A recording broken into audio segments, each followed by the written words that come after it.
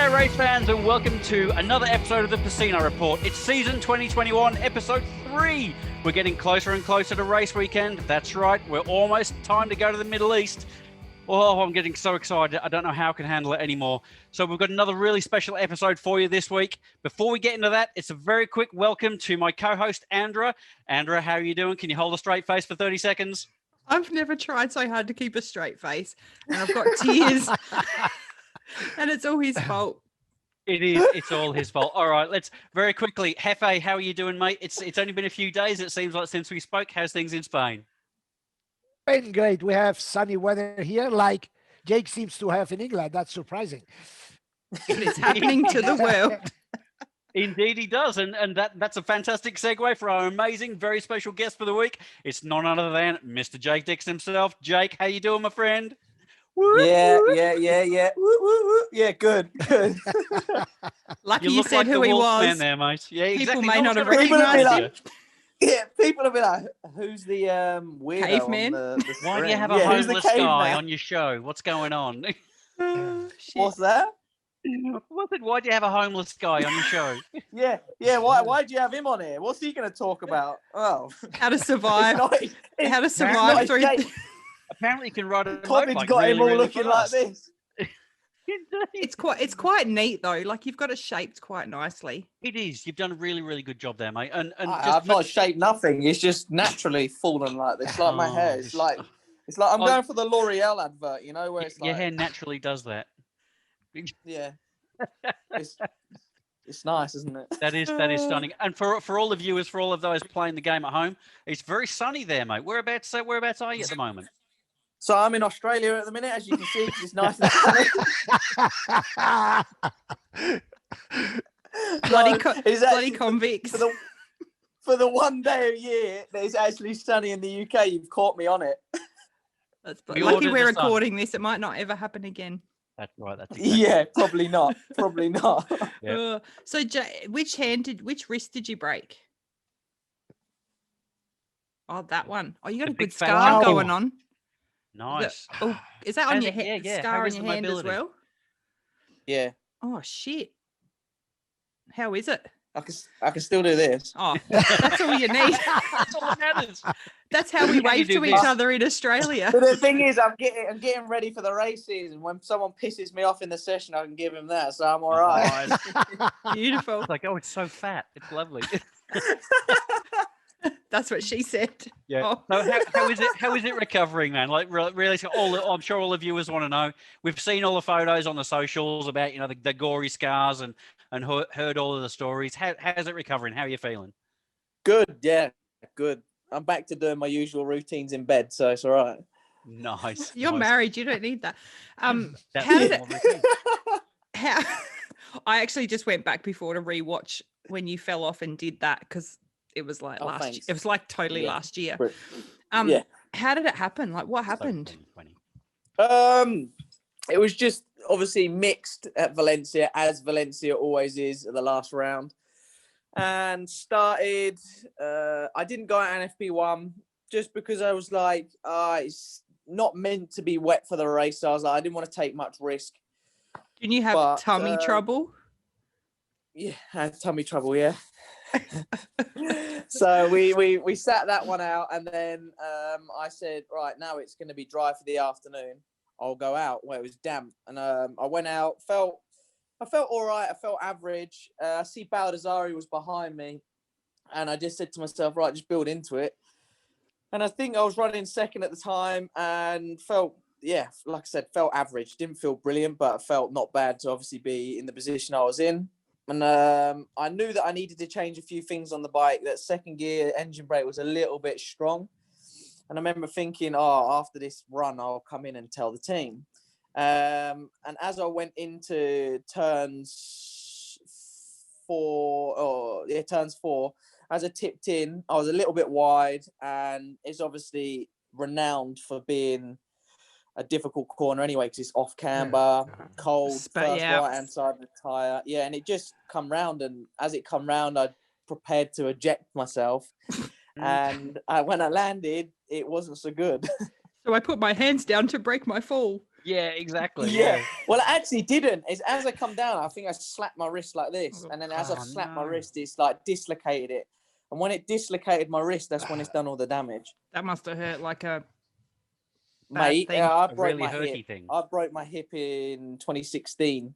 And the pain difference between my hip and my wrist was far worse. Really? Yeah. Really? Yeah, Wow. like 20 times worse. Oh, than you could my have a baby hip. like nothing. You could just spit one Wait, out. mate, I don't know what you women go on about. I know. I could do that I could blow that out. I could just be like, Keep Baby going. Schmady. I've broken my Yeah. wrist. yeah, I've broken my wrist, baby. It's that, yeah. But the You'll doc- be right. But the doctor did actually say to me that when I came back to England, he said, when you dislocated your wrist, he said that is everyone that's done it said it's the worst pain they've ever experienced because it's just.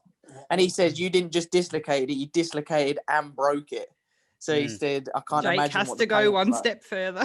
Yeah, if I do anything, I do it properly. Doing it good. So you're fully recovered, ready for 2021. Well, no, not fully recovered yet. I think like 50%, I'll probably say, on where I need to be.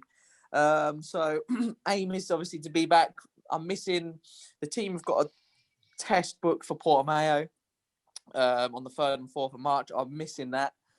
And I'm hoping to be back for the IRTA test, which is 16th, 17th, 18th, I think. But it's not sure if it's going to be Jerez or Qatar at the minute. So I'm aiming for that. But if I don't get that, I'll just come for the first round and yeah, they'll all get it then. Smash it. Smash it. Yeah. I'm actually not too fussed because the bike's exactly the same. Mm-hmm. So nothing's changed. There's no development with the bikes or nothing. So And what we've Portimao got would is what probably we've got. Portimao put a lot of extra pressure on it if you're checking out how it feels anyway. Yeah. And it's nowhere near ready for that. Like I couldn't even. Well, I could do a push up, but Can you? Yep. I couldn't do a push up like that. I could do a push up on my knuckles. Yeah. Okay. It'd be all right. How many? So, I don't know. No, we're not going to go Just start down getting this down there rabbit and hole. If you get honestly, Jake, if you let her go in 30 seconds, she'll have you down doing push-ups. So don't entertain her.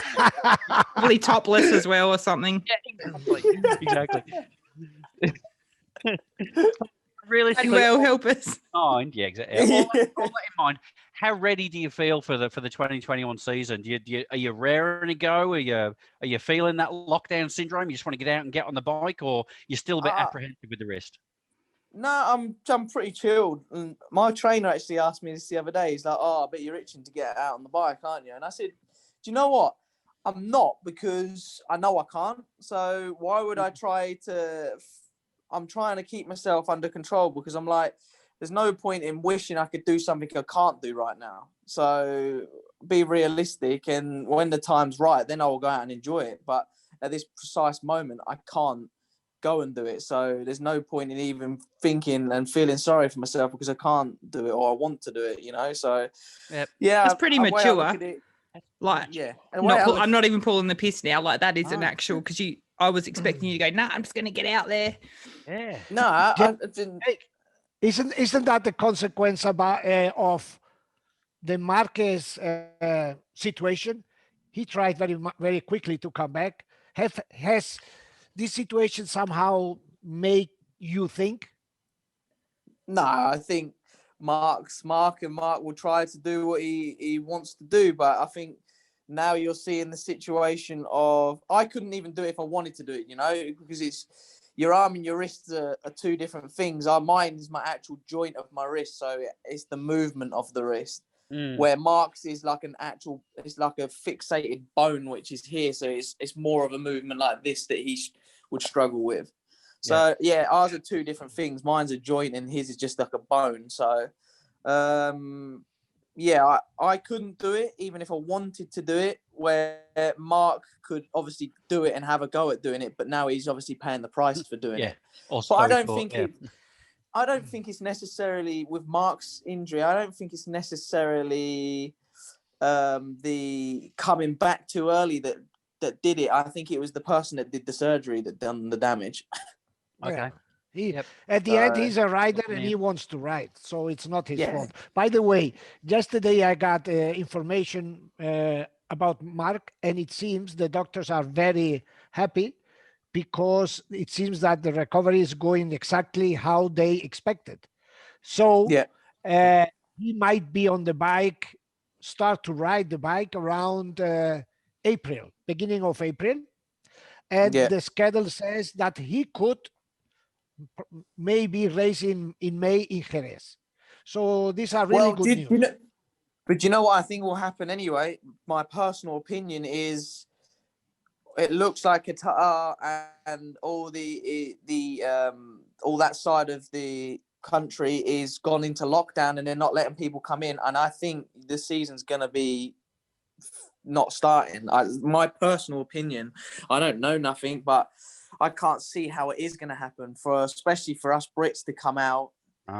Is difficult, eh? It's not. It's worse than last It's year, not- isn't it? Everywhere. It's worse. Manuel's been it's not indicating the simple. same thing. And I think that Dorna wouldn't do bad if they just delayed the season by a couple of months, because it's not realistically going to affect the championship that much. Wait 2 months, then we go to Qatar and start it that way, and just push all the dates back, because they can do it. We've done however many rounds we did last year in a short amount of time. So I think they need to be sensible with what they're doing, and it's people's lives, obviously, that they need to think about, as well as just the championship.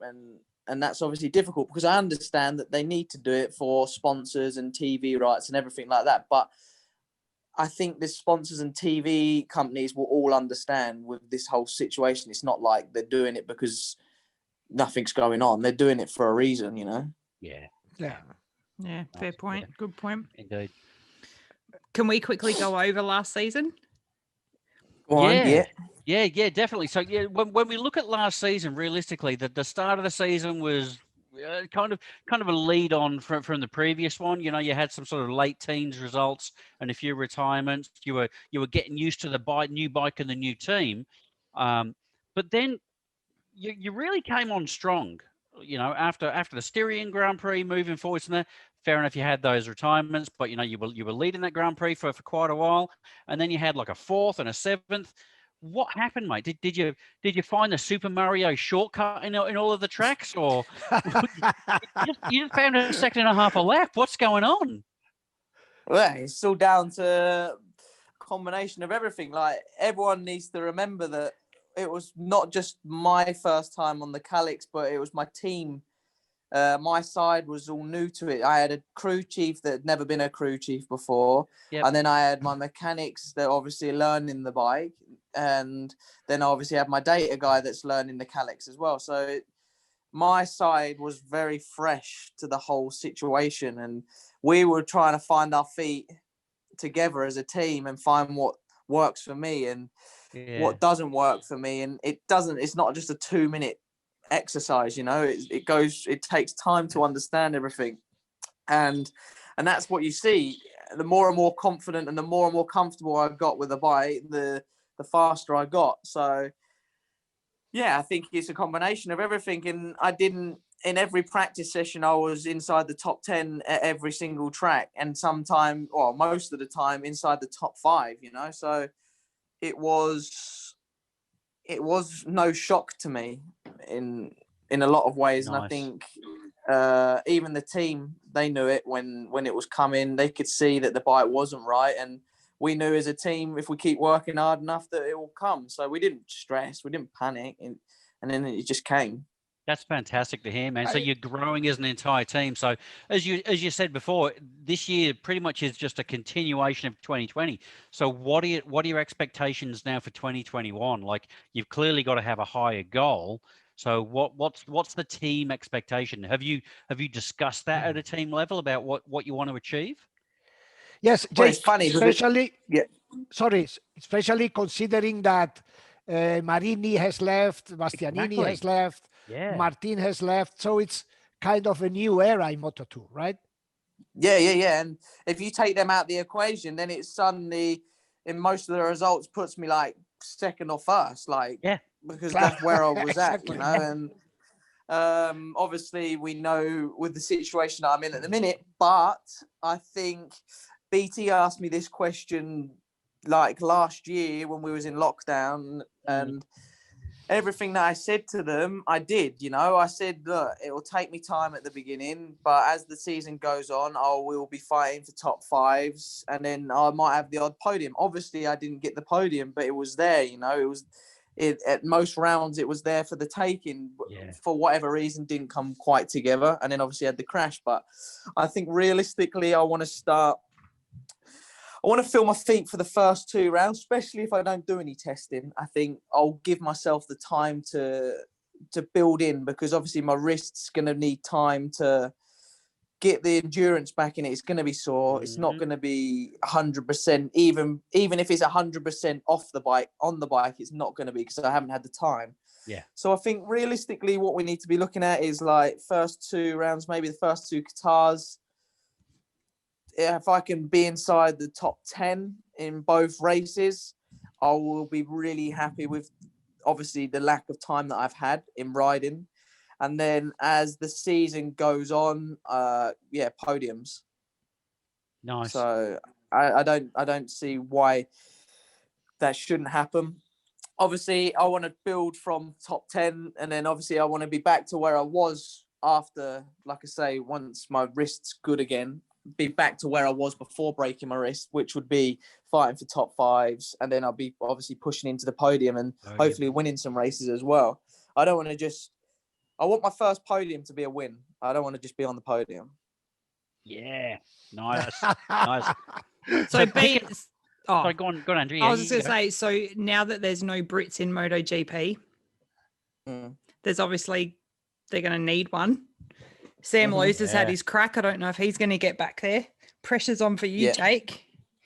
No pressure here. Look, it's all everything's pressure, isn't it? Like, you go out and ride a fucking bike, it's pressure, but it's like people said to me in the whole situation that when it was like John obviously was meant to go to Moto2 with the team, and there was like no space for me at the time, and I was a bit like, well, nothing I can do about it, so there's no point in getting pissed off about it or worrying about it. I just need to go out and do what I've got to do, and if that's good enough, that's good enough. And that's the way I look at life.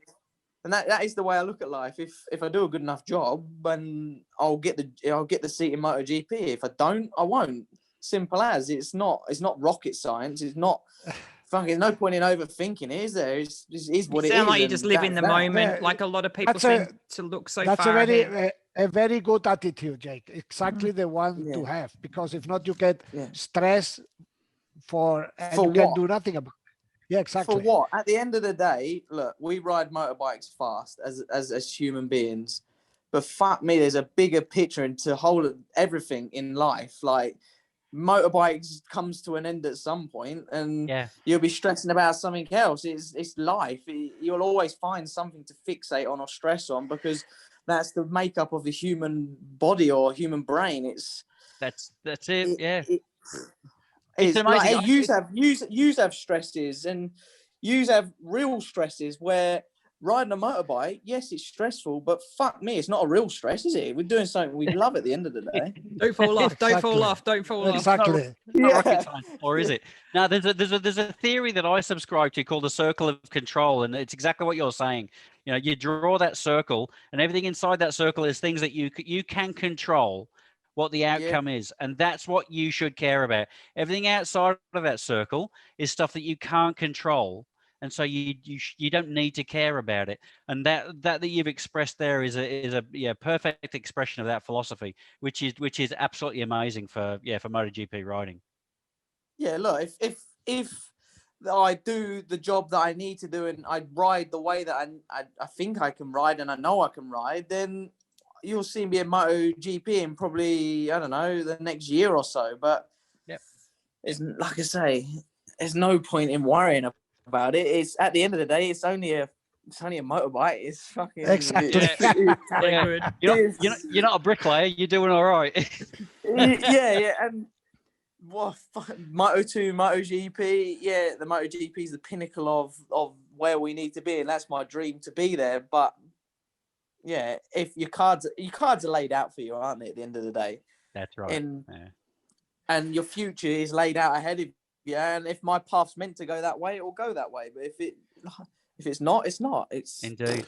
But Jake, Speaking of Sam, what's the rivalry like with Sam? You guys clearly talk and you're quite friendly. What's that rivalry like between the two of you? Yeah, all right. He's all right. Have you thought about walking up behind him now and again and just maybe marking the back of his head with a texter so you know he's not cheating and it's not his brother on the bike on a weekend? No, he'll need to be doing that to me because he'll be the one following me this year. So Is he tall enough to reach though? no, he's not.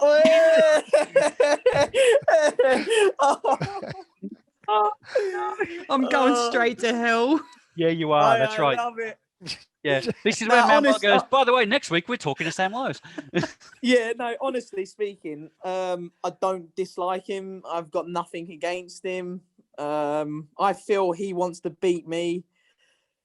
He wants to beat everyone. He worries about me. I think a lot more than what I worry about him. Put it that way. Yeah, and because there's clearly that whole thing, as Andrew was saying before. Now Cal's out of MotoGP. BT Sport has influence in Dorna. There is so much more. If you think about it, there's so much more pressure on someone like Sam than there is like someone like me that's pretty inexperienced to the Grand Prix world. It's like got your future ahead of you. He's been there for however many years now. I think it's something like he's going into his 7th or 8th year in Moto2. Yep.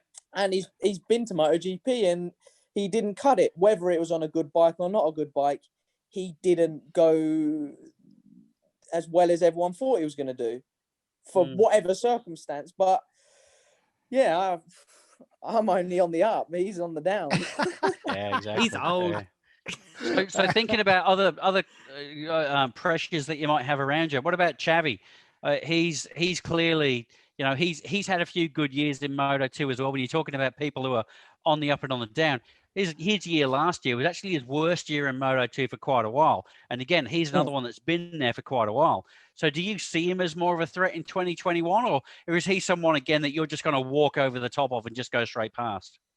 Look, you never walk over the top of anyone, I don't think, but everyone can be a threat. But the way I look at it, I don't give a fucking shit about any of them. I really don't care about any of the people that I rate. Like, I like them, I have respect for them, but I'm not like going to lay there at night and stress about, oh, he's fast or he's fast. They're all fucking fast. Isn't there anyone that you've met and they just piss you off though, and you're like, you're a dickhead, I want to beat you? Beat that guy. Several people. Bastianini was one of them. I didn't like him. He was a bellend. He's got nice hair though. Probably still is a bellend, but he's a bellend that you don't have to deal with now. Yeah, he could have the nicest of hairs, but he don't make him from fucking being a knob. I'll tell you that. Oh, brilliant. Oh, nice. Nah, but honestly speaking, I don't generally have that much. I have the odd people that I speak to, but like I'll get on with Martin really well. Bezzecchi, I get on with most of them. It's only if they've created a problem that I don't like them. Like Bastianini created his own problem because he was being a dick on track and started giving it to me, so I give it back to him. So I just, from that moment on, don't have the respect because everyone's out there doing their job and everyone's trying their best. What do you mean? What do you mean giving it to you? Like, is this like mouthing off at each other or just like cutting each other off? What is it? Like calling me a wanker on track or something because I might have got in his way by accident on a fast lap. But the way I look at it, why get angry at me on one fast lap? Right. So that one fast lap that I got in your way and there's 20 minutes left of the session. So if you're really that fast, you'll do it again. Yep. Yeah. What's the problem? Yeah. What's the fucking problem? Yeah. Exactly. Honestly, I don't understand. Yeah, I've thrown my arms up at people like I threw my arms up at Remy at Barcelona because he'd been a dick and got in my way. But I told him, like, I come up to him after and I said, "You're a bellend," like, and he was like, and then we just joke about it because we play COD together every now and then, and he was like, "Oh, have you got over your little sulk?" And I'm like, "Yeah, well, you won't be saying that next time when I T-bone you." Yeah. Nice. I'm gonna. I love how the English say bell end. I'm gonna start saying that daily now. You start calling people bellends. Yep. Nice. Wait, I see. I've been watching. It's called Married at First Sight Australia. Oh And no! Oh, that's brilliant. All of them on there say, "Bloody hell, far out." What does far out mean? Far out. Like Far out. Wow, crazy. Wow. Did you see the dude that rubbed his missus's toothbrush in the toilet because he didn't like her? Oh, I Just haven't Married at got to First that Sight. point yet. Why would you tell me this? I need just chill. Sorry, On this. well, you don't know who it's going to be, so I haven't spoiled it completely. Oh, I'm just still fascinated with Big Ed No Neck. He's my favourite. Which one's that one? I'm Married at First Sight. No Neck. I'm series 6. I'm only at series 6 at the minute. It's a series 7, isn't there? It's Yeah, so there good. is, Hey, yeah. There was some Yeah. reunion show the other night. I've got to catch up on. Yeah. So I've you been even watch it? dragged into it by my missus. It's so Don't bad. lie. Don't even Yeah. make out you've been dragged out. I don't even make out. I just say, yeah, All right. fucking right. I watch it. It's great. Far out. So Far right, out. look, coming back to motorbikes, mate. So look, you've gone from Team Aspar to Team Patronus, and it's clearly a completely different environment. What's it like in that whole Patronus system? Because from the outside, we see the Kool-Aid. You know, we see how wonderful it is, and they're this fresh new team. But what's it like from the inside? Are you enjoying your time there? Mate, the team is so fucking sick. Like, it's so good. Like, and I'm not even just blowing smoke up my Is it team's that much ass different? because I'm because I'm riding for them. And Stiggy is like the best guy I could ever possibly have as a team boss. He gets it. He's so supportive. He is just anything I need. He'll do for me. From the minute I come to the team, he made me feel at home, welcome. Just down to the MotoGP team. Like, I'm always in the MotoGP box, and when Fabio was obviously there, because really good friends with Fabio, and me and Fabio would bounce off each other all the time, and I'd be in there with all his mechanics, and I'd then speak to Ramon, Morbidelli's crew chief. Like, the whole vibe it's not like some teams you would have you have Moto2, Moto3 and MotoGP. The MotoGP team, they feel like they're superior to the other Moto3 and Moto2. That's not the case. It's one big team, you know. Everyone pulls in that direction. And the MotoGP side even helps the Moto2 side. We're down to all sorts. Just everything. Like, if we need the help, we go there and we get help. Wow, that sounds good. And that's so good. And it's so good to have that. It's so valuable, you know. And that's where I think Stiggy is credit to him, that he's put such a good team in for good personnel in to obviously everyone to interact, you know. And I think that is the key to success. And that is why you're seeing this team win in every class bar Moto2 at the minute, because Moto2 being the new class, it'll come this year, you'll see the Moto2 class step up, you know, and we'll start winning. Nice. That's interesting because somehow I understand when I have spoken with Stiggy, and he was fearing about the arrival of Valentino Rossi because that was what I was going to say. Yes, disruptor. The team atmosphere, the team atmosphere is so well thought and put together, you know. And Valentino, we know how he is. When he comes, he will not just sit there. He will try to take control of the box. Being Morbidelli, his pupil, let's say, right? So Sticky was quite worried about that. We will see, because having Valentino close is not easy. It's not easy at all. Oh, 100%. He's the biggest name in MotoGP. He is Mr. MotoGP. And I think, it is an absolute credit to, again, the team that Rossi wants to come to Petronas. And then I think also it's great for the teams, like to boost the team's publicity on to make the team even bigger than what it is. But then also they've got big challenges to face. You know, they can't, from my personal opinion, and obviously I don't want to speak out of turn, but I think they have to put their foot down with Valentino and say, look, yes, you're in our team. We're not in your in your team. You're in our team, and you work by what works, what has been working for us, and what works so well for us. And I think they can't lose that. They can't lose that what they have so good about themselves. Do you think they'll be able to do that? Do you think that's realistic? I think so. Yeah, I think it is, because I think Rossi's going to respect what the team has done to now, and Rossi is very, very open. You see that he's not brought all his mechanics and everything along. So he's very open to change. And the older he gets, the more open he is to change, because he knows it's coming to the end of his career.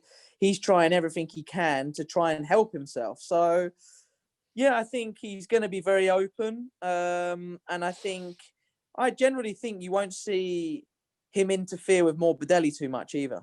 I don't think that'll happen. I think it will be two separate sides. Yes, they'll obviously talk when they're at the ranch and stuff and when they're at the motorhomes, but I think when they're in the boxes, they're in the boxes working on each other's setup and on themselves, you know. And I think that'll be the biggest key, because I think it could cause potentially big drama if something like that happened. And I don't think Rossi would want to cause that, because of the way he is, and he knows, he understands. He's not stupid. He's been around for such a long time, and like I say, he's wanting to learn. So yeah, I think it will be a good atmosphere. Nice. So do you see? Sorry. Oh, sorry. Looks like sorry, guys. Sorry, guys. Was that dodgy wrist? Ah, you're right. It's that dodgy wrist going off again. Yeah. So do you see that natural transition for yourself up to MotoGP as being with SRT, and given, especially seeing as Rossi's only got a 1-year contract, Morbidelli's going to be one of the next golden boys that's in that MotoGP team potentially. So in the next 1 or 2 years, there's potentially an open highway for you through that team. Is that what you see as being your journey into MotoGP, or are you keeping all of your options open? Obviously, it'd be great, wouldn't it, to grow as a team, and it would be like the progression, because no other Moto2 team has the route that we have. So yeah, obviously I would I want to move up with the Patronus team, but who knows? You don't know. They might not want me. It's not to say mad if they don't. It's not. Yeah, but it's not to say, even if I do well in the Moto2, that they want me to move up with them. So, look, I've got to take it race by race. And like I said to you before, everything else will fall in. Mm-hmm. That's such a good bloody attitude. I love it. That's fantastic. So, yeah, well, best way to be, right? I've only learned this through making mistakes, and you make mistakes in everyday life, and all you can do in not even just in racing, but just in life in general, you just got to try to be a better version of you every day that you wake up, and there's going to be days where you feel depressed, or you're going to feel anxious, or you're going to feel pressure, or you're going to feel this, or you're going to feel that, but you've just got to try to understand yourself, be happy in yourself first of all, and just try to enjoy life, man. It's fucking short, bloody short. Yeah, it's so short, and people get wrapped up in the moment, which I'm guilty for. Everyone's guilty for, but you need to, when you get wrapped up in the moment, bring yourself back, and bring yourself back to what is real and what is life, and stay grounded. Why did you do? Yeah, what did you do it for in the first place? And nobody's better than anyone, Everyone's equal in life. So. We've all got an ass crack. That's what I like to say. Everyone shits and pisses the same. That's Yeah, right. fucking- Some sit down, some stand up, but you know, Uh-oh. Yeah, I'm a sit down type of guy. It I thought takes you too much might be. energy. Yeah. Yeah. You Mate, know that. honestly, listening to this last conversation over the last half an hour or so, the name that's come to my head, I always think of, and I did this the other day with Remy as well, thinking about who he reminds me of and who that's come before is similar. And mate, talking to you this year, and I know we had an amazing conversation last year as well. I get this huge feeling of this James Hunt character. I know it's a completely different sport, but I just want to say that, like, thank you for being this wonderful, like, bringing this relaxed attitude back to motorsport that I think has been missing for such a long time. And it would be an absolute shame if you didn't get up to the pinnacle of MotoGP into that top class, because to whatever you do, don't lose this attitude, because it is I appreciate really that. needed. No, I appreciate that, and I always try to stay true to myself. I always try to be myself, and no matter what, no matter anything, I try to give everyone my time, and I think you have to give yourself your own time, because that's key to life. But as well, I want to be interacted with people, and just people to see a real insight into what racing's about. It's not just all we're motorbike races, everything's fucking great. It's not. It's shit, Sometimes it's real shit. Sometimes it's hard. Sometimes it's great. There's so many ups and downs. It's a roller coaster. Life is roller coaster, and we just try and get through life the best we can, and that's that. And do you jump on and fucking check hell, out? Like, I've had a bit of a look on your fan page on Facebook that they've put together, and do you get to have a good look through it? I imagine you. do you know what? I'm not on Facebook, so Sarah obviously tells me the odd thing that goes on there. But I think obviously it's great, isn't it? It's so nice to have. I would never have thought when I started racing. I never did it for the fame. I never did it for anything. Not that I'm saying I'm famous, but I'm just saying, like, I would never expect to have the following that I have, and it humbles me to even say that I've got the fans that I've got, because everybody's so supportive, whether I do great or shit, Mm-hmm. everybody's always there telling me you done great. And that's such a nice thing to hear. And it's so nice to have the support. And if you don't have the support, it makes things a lot harder, and well, your fan page, because I follow a few of them just through my education journey, but the tone of your fans are like the attitude you have compared to some of the other stuff I look at, like they really stand out.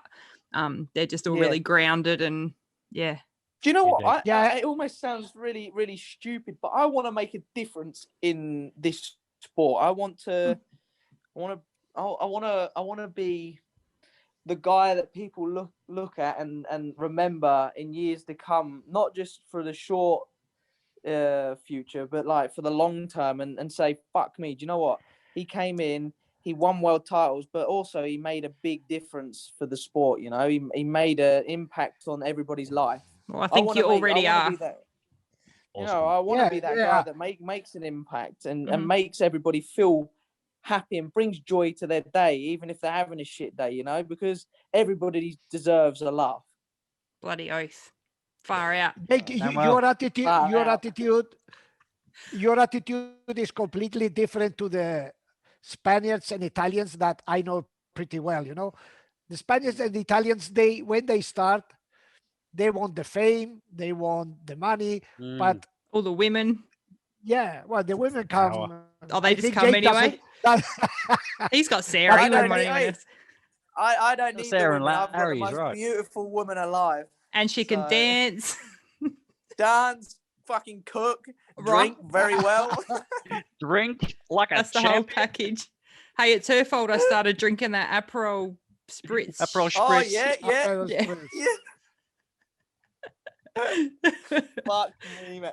Far out. Far out, mate. Far out, man. There you go.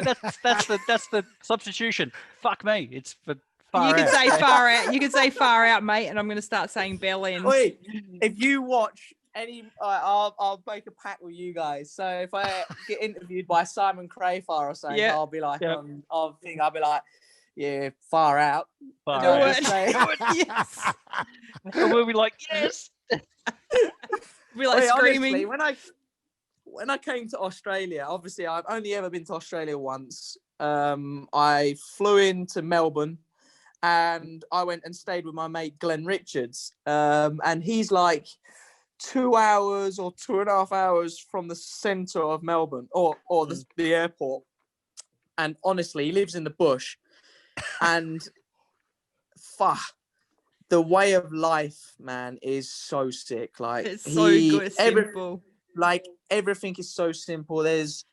He grows his own veggie patches. He has his own solar panels that go to batteries, and he runs that off his thing. He has big water tanks that store his water from the rain. And like that to me is fucking life. Like I want to, when we finished racing, I want to move to Australia with Sarah and go and live in the bush. That I don't need You're a fucking more great than big welcome. house. And give us your I don't- address so when we have a zombie apocalypse, we're coming to your farm.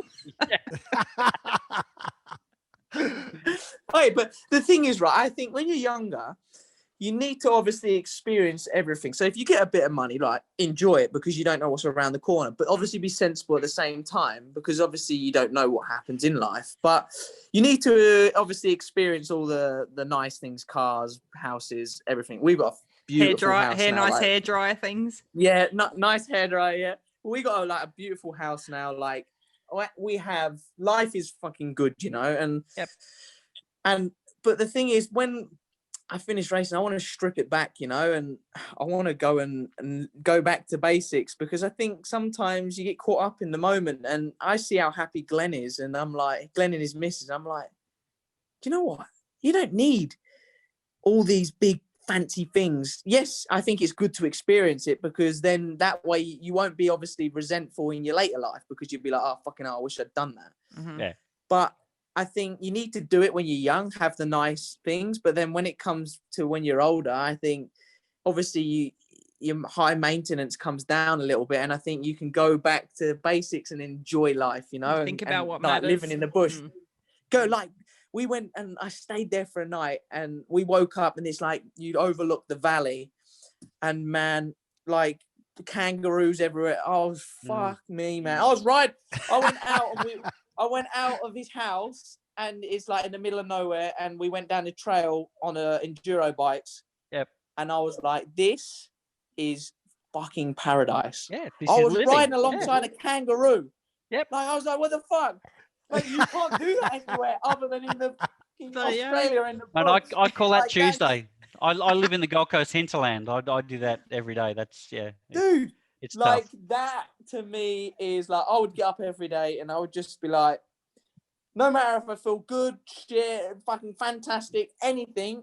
Yep. That's got to make you happy. Yeah. It does. Like And seeing it puts a everything in kangaroo, perspective for you. nature, like fuck, that's so sick, man. I good. actually like fucking you guys. It's fucking good, man. Australia's sick, Yeah. man. It's Yeah. pretty, Mate, we're we pretty look forward to lucky. seeing you here at the end of the year. We are very lucky indeed. Manuel, do you have Honestly, a it's final so- question for Jake before we wrap up? No, I think I'm going to move to Australia after hearing you. No, Tourism honestly, that Australia is has so done its sick. job. It's pretty Yeah, it's so sick, man. Wait, can you pay me for that cash that I've just bigged up your country then, yeah? Yeah, Yeah. sure. Yeah, no worries. We'll send the brown paper envelope. That was just all a pitch. That was all a pitch because they were just paying me to say that.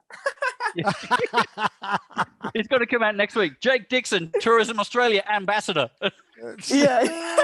your bloody bellends. Yeah, he'll be like, You so, bunch of bellends. Bloody bellends. get a kangaroo up here.